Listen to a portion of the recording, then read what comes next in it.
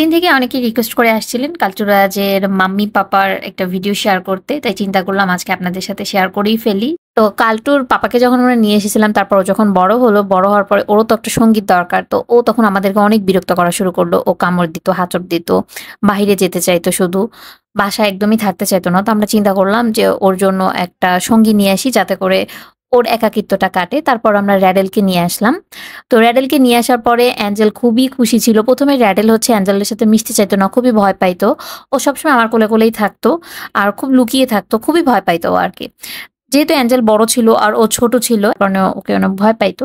তারপর ধীরে, ধীরে ওদের মধ্যে বন্ধুত্ব হয়ে যায়। তারপর থেকে ওদের দুজনের এত মিল এখন পর্যন্ত, মানে বাসায় এতগুলো বিড়াল রয়েছে।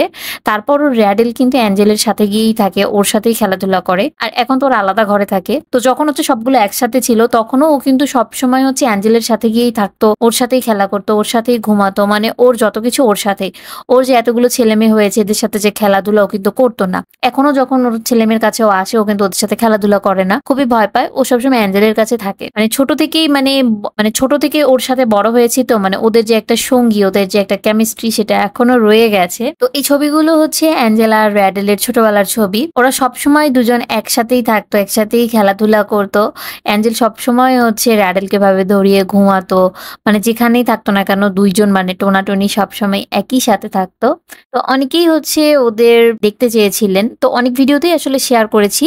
তো সবারই আসলে ভিডিও শেয়ার করা হয়েছে। কিন্তু মানে একাই যে ওদের ভিডিও শেয়ার করব এমন কোনো ভিডিও শেয়ার করা হয়নি। তো সেজন্য অনেকেই রিকোয়েস্ট করছিলেন যাতে ওদের একটা ভিডিও শেয়ার করি। তো এইজন্য আপনাদের সাথে শেয়ার করলাম। তো অ্যাঞ্জেল আর র‍্যাডেল ২ জনই আমার কাছে অনেক স্পেশাল, কারণ ওদের জন্যই আমরা কাল্টুকে পেয়েছি, অ্যালিয়েলকে পেয়েছি, গ্রেটেলকে পেয়েছি, চুটকুকে পেয়েছি, ধল্টু তো ছিল, ও মারা যায়। ওর জন্যই মানে ওদের জন্যই এত সুন্দর, সুন্দর বাচ্চাগুলো আমরা পেয়েছি। আপনাদের কাল্টু আজকে পেয়েছি যাকে আপনারা এত ভালোবাসেন। এইজন্য ওরা অনেক বেশি স্পেশাল। তবে র‍্যাডেল যে এতগুলো বাচ্চার মা, ওকে দেখলে এখনো মনে হয় না। মানে ওকে এখনো না ছোটই মনে হয়।